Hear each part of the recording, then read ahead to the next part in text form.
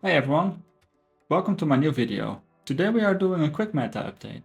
The Tumult Championships are coming up and hopefully this will help you in bringing the best deck to become the Tumult Champion and win some beautiful prizes. So let's dive in.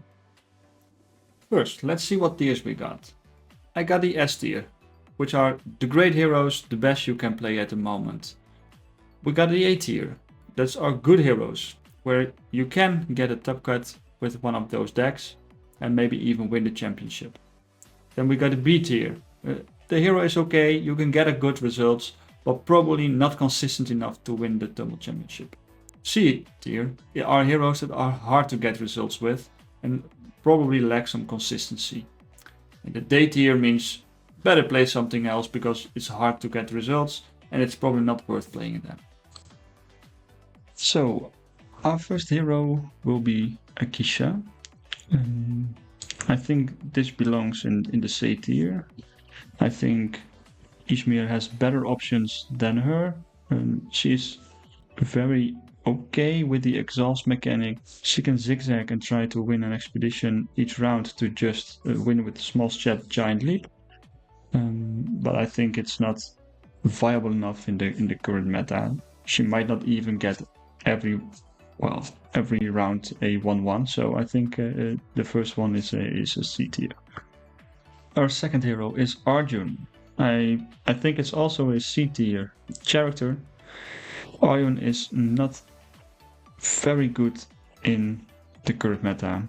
I think the ability he has by, removing one card from the reserve and then giving something you play anchored is very nice. Even with the Floral 10 protection, you could have 1, 2, 3 characters with anchor on the field all the time. But I think the amount of resources you need to, be able to anchor every day is very harsh. And without the best uniques of the Muna class, I think Arjun is a little bit of a C tier hero. Then we got Fen. I will put that in A tier. I think Fen is currently one of the best heroes to bring. It's for sure the best Lyra hero. She has a lot of resources to play with. She draws a card, you resupply one, and with the new tricks, changing your cards from your hand to your reserve, it's very good. And I think this can win multiple Tumult Championships for sure. Even with your choice of uniques, you can choose, from at dusk, give some things fleeting. You can use draw a card. You can do different things with Venom Crowbar, even with the header re-anchoring things, or maybe some other card draw uniques. I think this is a very strong character that you could bring to your locals right now. Atsari got some love, but I think it's still a C tier hero. Yeah, you got the Sakurabu combo with the energy bars, but I think it's not enough to consistently win those games. You can draw only your big characters and no ramp, or the other way around. You can ramp to 10, 12 mana, but don't draw your big characters you need. Effectively, missing out on those plays. It can be very inconsistent, and I think Atsari, it's an okay hero, but hard to play at the moment, so I will put it in C tier for sure right now. Sierra, I think B tier will be good for her right now. I think Sierra is a very difficult hero to play with. I think you have the Nilam tree right now and you have Hive, and those two permanents are very good to create Brassburgs and mana mods with the Hive creating 3/3 by the Hive itself from the rare version. Also, its ability will create two token as well, so you have 2 tokens the turn you play it, so you at least winning 1 expedition right away, and then getting that 3/3 Brassburg every turn. But I do think early game it's still some missing problems. Even with Needham 3 you can still win a lane. problem with the Brasburg Hive is still, if it gets removed, you don't really have another plan. I think it's well, a hero you can win games, but not consistently enough to place it above B tier. Gorang, I think it's a B or C tier. I'm not really sure here. So let's give it a little bit of doubt and give it a B tier. I've seen some people get in top 8 with it, and they have probably some good uniques to help it get there. Early game is better than it was in set 1. It has like the Sunisa helping you out a lot. The Mobile Armory is helping you out a lot. So I think that those 2 cards, upped her game plan a lot. Is it enough to win a lot of games? I don't think so. I think it's still a little bit inconsistent. It's not as bad as Atsari, so yeah, I think B tier is okay. And if you ever playing orders right now, I think you have a better hero, a better chance to become the Tumult champion. Definitely a hero that is almost there. I think just like Sierra, it just needs a little bit more to get those results in consistently. So I think late game it's great. Early game it's not that good. There are some aggressive versions as well, but I think you're just missing out a little bit right now. Aurak and Kibble, I put it in D tier. I tried this hero a lot. I even got some really good uniques for her as well, but it's just not working. It's hard to get results that you want to play with zeros, so something like Sigismar or Kojo will always have a token there. You need a little bit of luck that it doesn't counter your zero stats cost. Even with resupplying uniques or card draw uniques, you still need to play a lot of mana, so you want to have some small creatures around or characters around to make sure that your counters of Aurochs get up. But playing those small characters to get those counters, you have the problem that the ability at noon might draw you a 1 or 2 or 3 drop character. Right now I think the 1 drop is only Martingale, and you do not want that from the trigger. So hopefully we will get some more in set 3 to make this hero really shine. I think for now he is just not good enough, and that's why I place it in D tier. Then we got Subhash. I wanted to put this one in the B tier, but I think it's not good enough yet. I think Subhash can be really, really aggressive. I played a lot against it because one of my mates is playing Subhash constantly. It can be there, but the problem with Subhash right now is that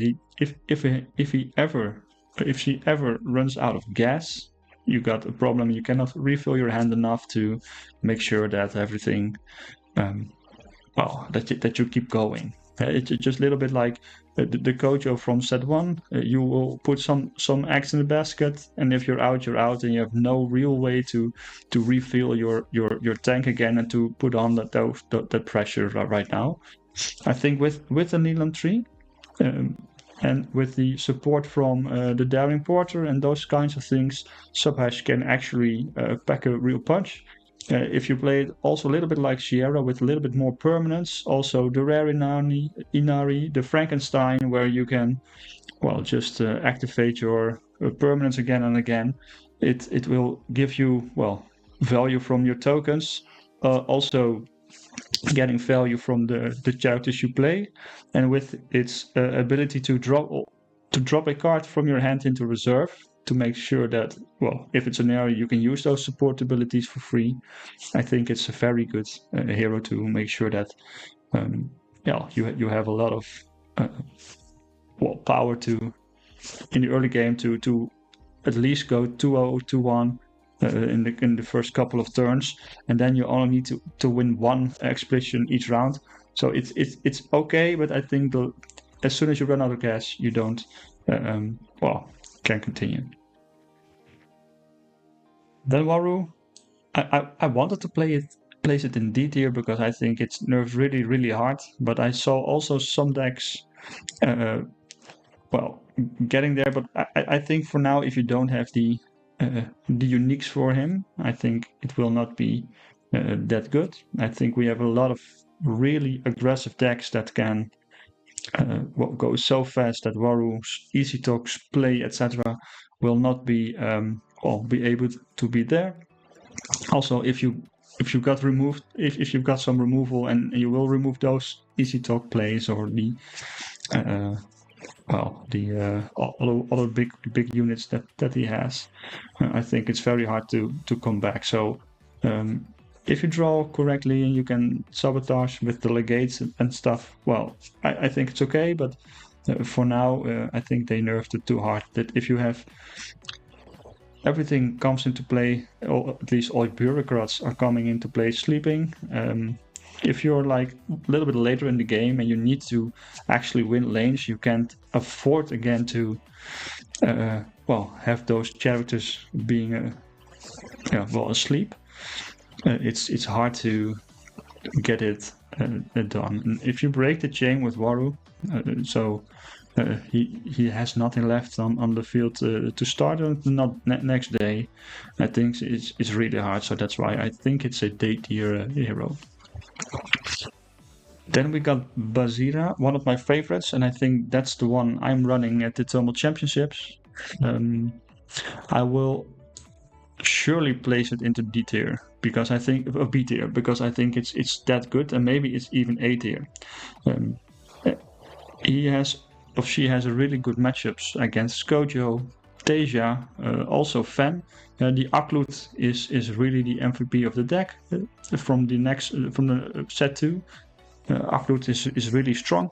With exhausting all those reserve abilities, it's really hard to come back. Even if you are running against Sigismar, if you only let them use cards from hand, if they don't have like 6 cards, you can easily win those matchups as well.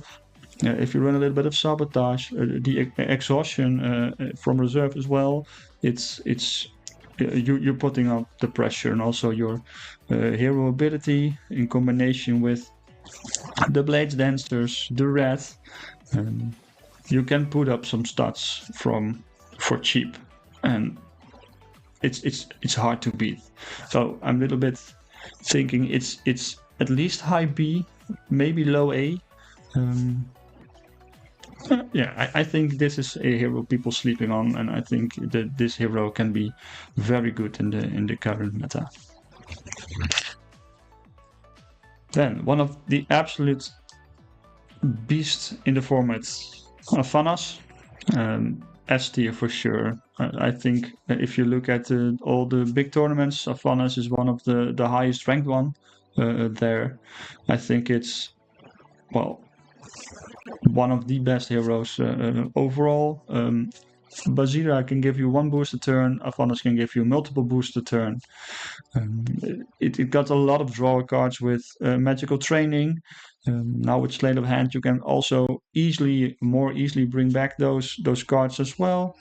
Helping Hand with the Spindle uniques is very, very hard to beat as well. It's just an overall good hero that can. Well, you will probably lose something in the early game, but if you have 7-8 mana and your opponent has not won by that point, you can easily make sure that you're winning both lanes.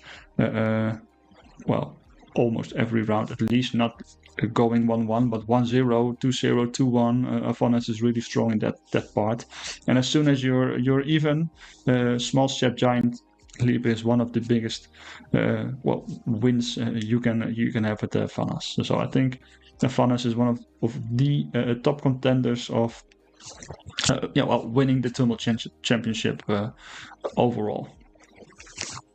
Then we got the last of the three Aksham heroes. Traced, I think it's D tier. The ban of Haven, of the suspension of Haven, hit really hard, also for Subhash, but I think Subhash is more viable right now. Trace is still same fast, but without all the boost from the reserve. It's hard to make sure that all those card advantages and resources you have make a real punch. So maybe we're in a couple of days we will see the errata for Haven. Maybe she can come back, but for now I put her in day tier. I will not use her for the Tumult Championship at all. Then our last Bravos hero, Kojo and Buddha. I like to play Bravos a lot, and I think Kojo is just a little bit better than Basira because it goes really, really fast. Really explosive turns with the Icebound Peak. The Arcano Milk, rare version, giving it 2 boosts to characters. Also with the Armor or Spy, even given 2 times the boost and the fleeting. It's a really good hero to use right now. I think it will get you, at least a top 8 with this hero. It can be easily done. Based on the matchups against the Evanas, Fantasia and Sigismar, I think it's not the most favorable to win. But I think it's doable. I think it has a hard matchup again. Coming back to the Basira, I think Basira will beat Kojo as well. Because she has also the explosiveness. She can also shoot with the boost. But if you want to play Bravos, I think Kojo is the best bet against most of the heroes. Also, the Buddha token you have when you are the first player is really aggressive as well. Just like Sigismar giving everyday 1/1, getting that Buddha out for free. Sometimes in the Arcolano Milk, giving a 4-statted Buddha there for free is explosive to say at least. So it's really really strong. Look for those draw or resupply uniques. Lindiwe. I had some conversations with a mate of mine as well. He's playing Lindiwe a lot. And it's also a little bit the same as Basira. It's maybe a high B tier, maybe a low A tier hero. If you are drawing the right cards at the right moment, it's really really strong. If you are drawing anything except the things you want, then it might be rough. The control archetype is a little bit there. With the Maul on one side, you can have the Lantern on the other side, sacrificing something and getting a 2/2 stats on both expeditions. With 8 and 9 mana and the Jellyfish in your hand, you can play the Jellyfish, sacrifice it, play it again, sacrifice it, draw a card, and you have probably 4/4 on stats on both sides with the Lantern and the Maul. Drew a card and only lost 2 mana. Maybe you can play Lantern as well, so maybe you lost 4 mana, but the stats you are gaining with more mana available is really high, and this shines in the end game or in the late game. So I think Lindiwe is a sure pick for Izmir. I think Avanas is still better as a hero. It's very easy to play in comparison to Lindiwe and Levenka. I think this is a C tier hero. Some people run it like Fen, but without the ability to get extra resources. And with the ability to sometimes throw die. I think the nature of Nevenka is for now not good enough to play in the Tumult Championship. I think Nevenka could be a lot better. I think Nevenka is not really a hero you can get results with constantly. Also based on your draws and how Lyra works normally with all the 0-cost characters. I think it's hard to be there consistently. And yeah, sure, you have some uniques, and you have the martingale rare to get your dice roll a little bit better, a little bit less of a chance. But I think it will not be enough to get the hero to a higher tier. Maybe it's low B tier, just like Goreng, but I think it's placed here somewhere in this C tier. Then we got Rin. I think Rin and Orchid has two main decks. One is the Festival deck, and one is a more aggressive version where you don't run Festival, but with the Persephone and the Magical Beans rares to win on grass and only on grass, so you can draw a lot of cards, getting things in the reserve. I think that version is a solid one as well. You have also the Taiga, an Icebound Taiga to, if you play something in force, what you probably only are doing, getting there. Maybe you can anchor some stuff with Rare Mowgli or the Muna Druid, because you are drawing a card and put something in reserve. You are very easy handling your resources there, also managing your reserve more quickly. So getting those things in is, I think, very very easy.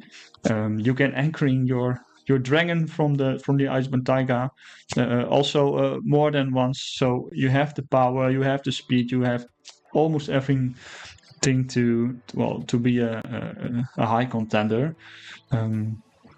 Maybe if you don't draw your rare Persephones, etc., that the deck will struggle a little bit. So I think it's a good pick, but not higher than a B tier. Then we got our second S tier hero. I think Sigismar and Avanas are the two top dogs right now.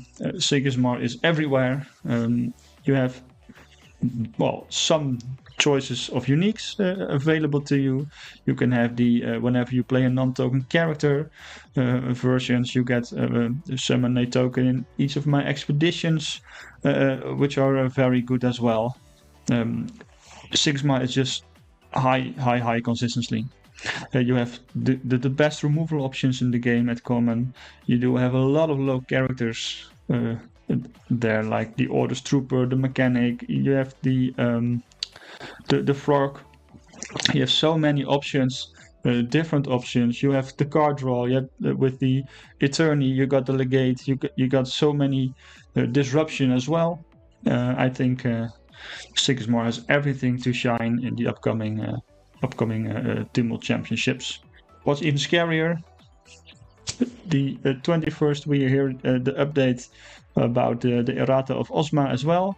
And I think, if the Osma is somehow any good and not nerfed completely, I think Sigismar will be again much better than it already is. And I'm really afraid that the card that can be the community event will be won by either Avanas or Sigismar by themselves. So lastly, we have Teja as well. I think Teja is right now a very good hero. Specifically the mass anchor uniques. So if you have whenever I gain a boost, give target character anchored, or whenever it does get a target character anchored, those kind of uniques are really good, staying on the board for more than a turn with your characters is, of course, a resource win, a card advantage win. The expeditions will be overflooded with anchored characters, with the Floral Tent and the Muna Bastion. I think it's really hard to get those anchored characters removed. It's a very very good choice. So if you're high rolling on Teja, it's really good.